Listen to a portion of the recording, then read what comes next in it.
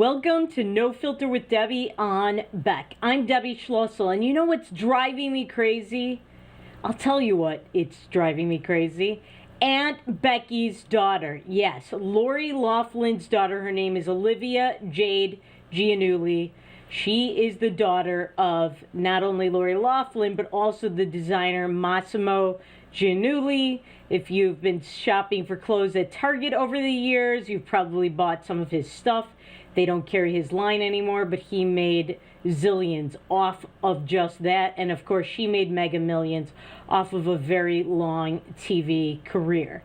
So she is in jail, Lori Loughlin, and her daughter, the social media influencer, Olivia Jade Giannulli, the one who was the beneficiary of the scam, which was the reason that Lori Loughlin went to jail, she decided to make an appearance and apologize. Now, what was she apologizing for? Well, she is apologizing for not the college scam, but for white privilege. And who did she apologize to? Well, she went on the podcast Red Table that is run by 3 generations of the Pinkett Smith family. Yes, Will Smith, Jada Pinkett Smith, and Jada Pinkett Smith's mother and her daughter, Willow. And I watched this podcast where basically she apologized over and over again for white privilege, and they lorded over her, and they said, oh, because we're black people, we're not privileged. And they said this from their $42 million mansion. Yes, the Pinkett Smith $42 million mansion.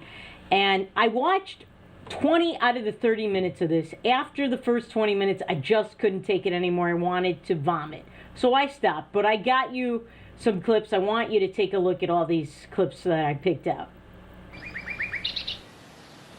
We are about to meet with a young lady, Olivia Jade. A lot of people are going to have a lot of opinions about her story. She called and wanted to come to our table.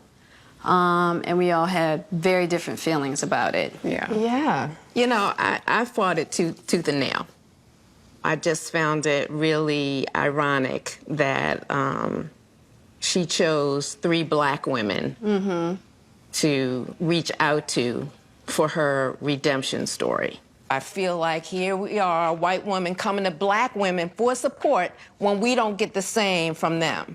It's just... It's bothersome to me on so many levels. Her being here is the epitome of white privilege to me. I understand where you're coming from, but let me just be clear. I never want to be the thing that was done to me by white women. I never want to be that. Okay. I also believe the repercussions throughout this whole situation, because you're a beautiful, young, white woman who's been born into privilege, right? Exactly. And so there would be some people that would feel like, she'll be fine. Like, I feel that way. Right. Clearly. Right. Yeah, I feel like you will be fine. Right. So I guess just from looking as an outsider, you could say I lost brand deals, or I lost followers, or whatever it was. But I really felt most moved by the fact that we did all of this and we're so ignorant. And I feel like a huge part of having privilege is not knowing you have privilege. Right. And so when it was happening, it didn't feel wrong. It didn't feel like, that's not fair. A lot of people don't have that. I was in my own little bubble, focusing about my comfortable world. Right. But I never had to look outside of that bubble. Right. But I also, let me ask you if you have a clear understanding of what white privilege really is now.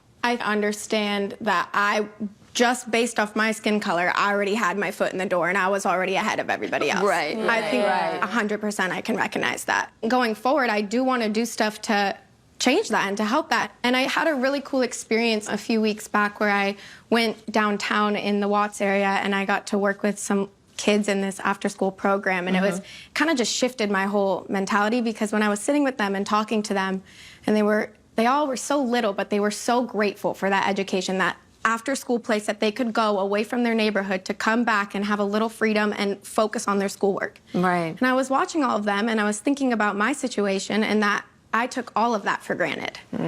I didn't think that I was lucky to have that. I just expected it because that's what I grew up around. So it was a big shift in my head, knowing like, okay, let's kind of start recognizing where the wrongs are in that. I was looking for something to work with, because I haven't been doing much, and I'm like, I want to work with something and feel good, and I want to give back. You want to give back. Yeah. To children who aren't as privileged. Exactly, and putting time into it too. And I'm just at the beginning, and I want to continue doing stuff and finding more things to do, but not just throw money at a problem, you know? Like, I want to invest myself so I can start to giving understand. your time. Yeah, I don't Understand why different people in the community would be upset. Do you have any understanding of why I would be upset at your being here and what you all did?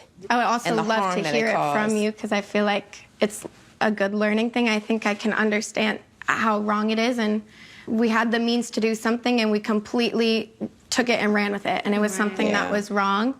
And It's like there is so much violent dehumanization that the Black community has to go through on a daily basis. Yeah. Right? There is so much devastation, particularly this year, 2020, with the pandemic and everything being brought to the table, just how there's so much inequality. Inequality and inequity.